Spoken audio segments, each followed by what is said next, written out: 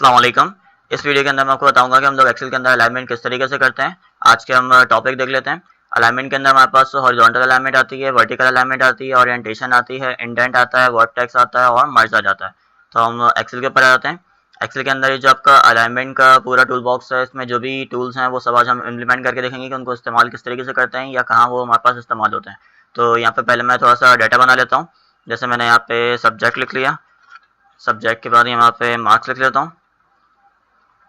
अच्छा, अब उसके बाद यहाँ पे आप देख सकते हैं कि मेरा टेक्स्ट जो है वो लेफ्ट साइड से स्टार्ट हो रहा है, क्योंकि मेरे कॉलम की जो विड्थ है वो कम है, तो इसलिए आप लोगों को सही से विजिबल नहीं होगा। मैं इसको जो है वो थोड़ा सा इसकी विड्थ को इंक्रीज कर देता हूँ। जैसे मैंने दोनों कॉलम्स को सेलेक्ट किया, सेंटर में अपने कर्सर को लेकर आया, उसको होल्ड करके रखा और जितनी मुझे विड्थ बढ़ानी थी मैंने उसकी विड्थ बढ़ा ली।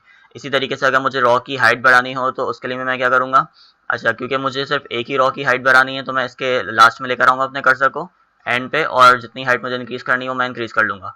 तो अब आप यहाँ पे देख सकते हैं, अच्छा मैं इसमें बॉर्डर भी लगा देता हूँ ताकि ये और विजिबल हो जाए। अब आप यहाँ पे देख सकते हैं कि मेरा टेक्स्ट जो है वो लेफ्ट साइड पे बॉटम पे है, दोनों टेक्स्ट। तो अब अगर मैं इसको चाहता हूँ कि ये राइट साइड पे टॉप पे हो जाए तो क्या करूँगा, मैंने यहाँ पे राइट अलाइनमेंट यूज़ किया और टॉप अलाइनमेंट यूज़ किया। तो आप देख सकते हैं कि सब्जेक्ट जो है वो मेरे पास राइट और टॉप में आ चुका है, लेकिन मुझे क्योंकि दोनों सेंटर में चाहिए तो इसलिए फिलहाल मैं इन दोनों को सेंटर के अंदर रख लेता हूँ। अच्छा, इसके बाद फिर मेरे पास यहाँ पे मार्क्स आ जाते हैं। जैसे सब्जेक्ट के अंदर मैं लिख लेता हूँ, उर्दू लिख लेता हूँ और इंग्लिश लिख लेता हूँ। इंग्लिश के बाद मैं मैथ्स लिख लेता हूँ। अच्छा, इसके बाद में यहाँ पे जो भी हमारे स्टूडेंट ने जो भी मार्क्स ऑब्टेन किए हैं हम वो लिख लेते हैं।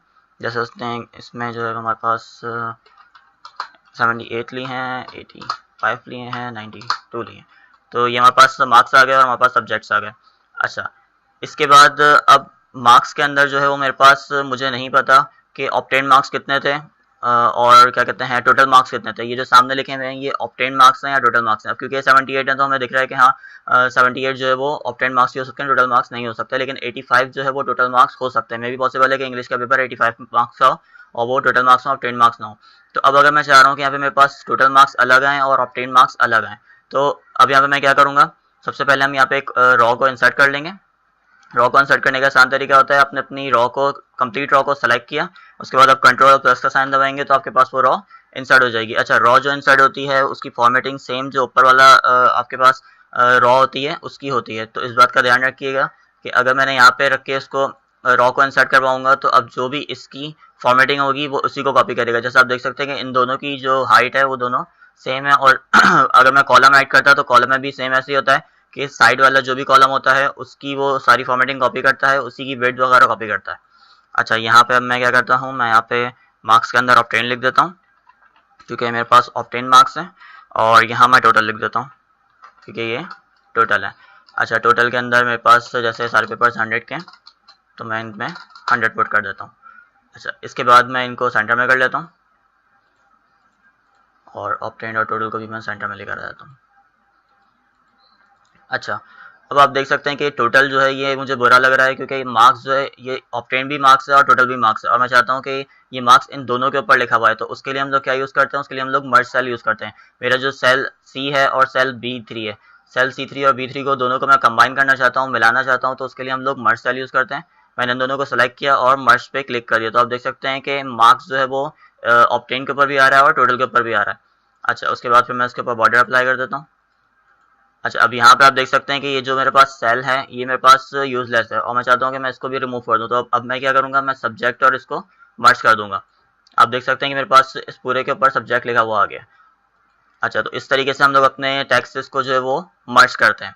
अच्छा, इसके अंदर हमारे पास एक टूल इंडेंट होता है। इंडेंट डिक्रीज और इंडेंट इंक्रीज हमारे पास क्या करता है, अगर मैं चाहता हूँ कि मेरा टेक्स्ट जो है वो बिल्कुल राइट साइड पे ना आए, थोड़ा सा लेफ्ट साइड पर हो, या बिल्कुल लेफ्ट साइड पे ना आए थोड़ा सा राइट साइड पे हो, या सेंटर पे ना हो सेंटर से थोड़ा सा राइट साइड पे हो, तो उसके लिए फिर हम लोग यहाँ पे इंडेंट यूज़ करते हैं। जिस तरीके से मैं यहाँ पे आपको दिखाता हूँ कि जिस तरीके से मैं इंडेंट को इंक्रीज कर रहा हूँ मेरा मार्क्स जो है वो राइट साइड पे मूव हो रहा है, और जब मैं उसको डिक्रीज कर रहा हूँ तो राइट साइड पे मूव हो रहा है। तो इस तरीके से हम लोग अगर अपने टेक्स्ट को चेंज करना चाहते हैं तो हम लोग अपने इंडेंट के जरिए उसको चेंज कर सकते हैं।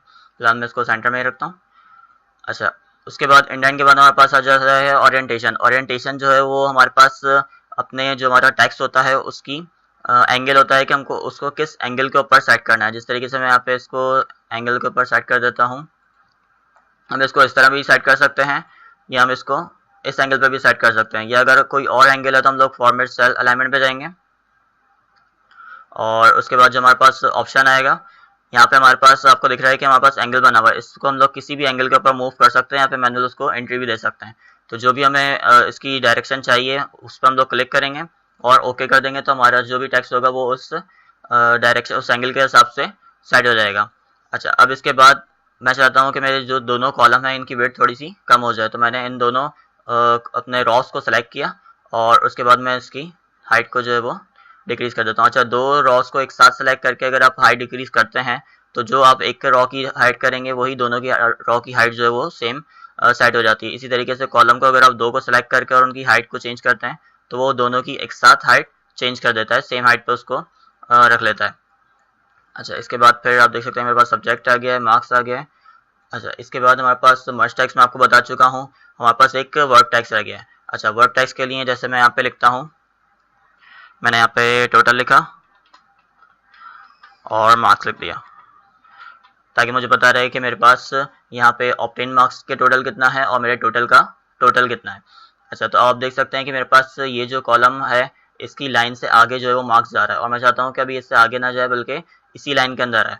तो अब उसके लिए क्या करूँगा, मैं वर्ब टैक्स यूज़ करूँगा। जैसे ही मैं वर्ब टैक्स के ऊपर क्लिक करूँगा तो क्या होगा कि जहाँ भी मैंने स्पेस दिया होगा वो वर्ड नीचे आ जाएगा। मैंने वर्ब टैक्स पे क्लिक किया तो टोटल के बाद मैंने स्पेस दिया था तो इसलिए मार्क्स जो है वो मेरा नीचे आ गया। अच्छा, अब अगर इसके अलावा हम लोग किस तरीके से इसको इस्तेमाल कर सकते हैं, आप अपने सेल के ऊपर जाएं, डबल क्लिक करें या F2 प्रेस करें तो आप इसके अंदर एडिट के अंदर चले जाएंगे। अच्छा, उसके बाद जो हमारे पास ये स्पेस का बटन है आप इसको बैक स्पेस से रिमूव करें और एल्टर और एंटर प्रेस करें तो आपका देख सकते हैं कि आपका टेक्स्ट जो है वो नेक्स्ट लाइन में चला गया। तो इस तरीके से भी आप इसको वर्ब टैक्स कर सकते हैं और जब मैं इसके ऊपर सेलेक्ट कर रहा हूँ तो आप देख सकते हैं कि इसके ऊपर वर्ब टैक्स अप्लाई हुआ है। तो इस तरीके से भी आप इसको वर्ब टैक्स कर सकते हैं। अच्छा, उसके बाद मैं इसके भी बॉर्डर लगा देता हूँ और यहाँ पे मैं इनका सम दे देता हूँ। सम का हमारे पास फार्मूला, हमारे पास जितने भी फार्मूलाज होते हैं वो सब इक्वल टू से स्टार्ट होते हैं। उसके बाद मैं सम लिखता हूँ और टैब दबाता हूँ तो मेरा फार्मूला सेलेक्ट हो चुका है। अब वो मुझसे पूछ रहा है कि आपको कौन कौन से नंबर्स को ऐड करना है, कौन कौन से सेल को सेलेक्ट करना है। मैं यहाँ पे इन सबको सेलेक्ट कर लेता हूँ। अच्छा, इन सबको सेलेक्ट करने का मतलब ये रेंज होती है, ये जो डबल डॉट आपके पास आ रहे होते हैं, रेशियो बटन होता है, ये क्या करता है आपके पास B5 से B7 तक की पूरी रेंज सेलेक्ट कर लेता है। या तो आप जो है वो सिंगल सिंगल सेलेक्ट करें कि पहले आपने ये दे दिया, फिर आपने कॉमा दबाया, फिर आपने ये वाला सेल दे दिया, फिर कॉमा दबाया, फिर ये वाला सेल दे दिया। ये हम लोग उस वक्त करते हैं जब हमें मल्टीपल सेल्स चाहिए होते हैं डिफरेंट डिफरेंट एड्रेस के, लेकिन क्योंकि हमें एक साथ चाहिए पूरी एक ही रेंज है तो यहाँ पे मैं रेंज सेलेक्ट करूँगा। मैंने यहाँ से यहाँ तक सेलेक्ट कर लिया तो आप देख सकते हैं कि उसने मुझे, अच्छा यहाँ पे उसने एंटर पे क्लिक कर दिया, मैं दोबारा से अप्लाई कर देता हूँ। यहाँ पे हम सम लिख के टाइप दबाते हैं और मैं रेंज सेलेक्ट कर लेता हूँ और फिर मैं एंटर प्रेस करता हूँ। तो आप देख सकते हैं कि उसने मुझे इन सब का सम दे दिया और यहाँ पर मुझे फार्मूला बार के अंदर शो भी कर रहा है कि B5 से B7 तक का आपने जो है वो सम मुझसे मांगा था।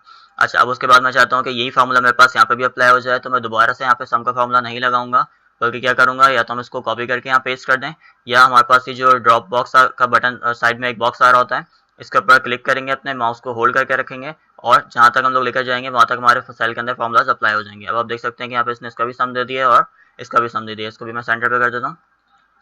तो इस तरीके से आप लोग जो है वो अपने टेक्स्ट की जो है वो अलाइनमेंट कर सकते हैं, उसको सेंटर में राइट पे या लेफ्ट पे मूव कर सकते हैं। इस तरीके से आप उसमें एंगल अप्लाई कर सकते हैं, अपने टेक्स्ट का कोई भी एंगल रख सकते हैं। वर्ब टेक्स्ट के जरिए आप जो है वो उसको अगर आप चाहते हैं कि वो नेक्स्ट लाइन में आ जाए हमारा टेक्स्ट तो आप उसको नेक्स्ट लाइन में भी लेकर जा सकते हैं। मर्ज सेल के जरिए आप जो है वो अपने सेल्स को जो है वो मर्ज कर सकते हैं। आई होप कि आपको ये वीडियो पसंद आई होगी। अगर आपको ये वीडियो पसंद आई तो आप इसको लाइक करें, हमारे चैनल को सब्सक्राइब करें और कोई ऐसा ही टॉपिक है जो आप लोगों को एक्सेल के बारे में हमसे सीखना है तो कमेंट में ज़रूर शेयर करें। इंशाल्लाह नेक्स्ट वीडियो में हम आपको वो टॉपिक भी सिखा देंगे।